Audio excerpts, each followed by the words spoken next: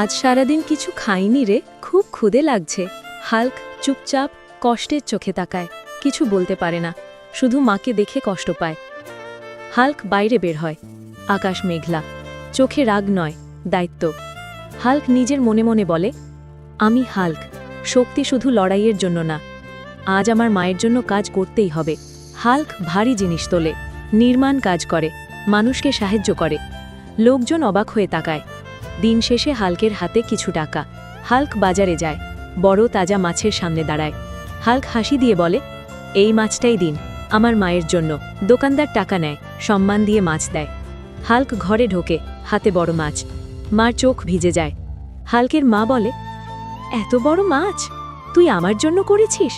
Hulk নরম কণ্ঠে, মা, তুমি খুশি থাকলেই আমি খুশি। মা রান্না করছে, ঘরে আলো। হাল্ক পাশে বসে আছে। সত্যিকারের শক্তি মায়ের হাসি।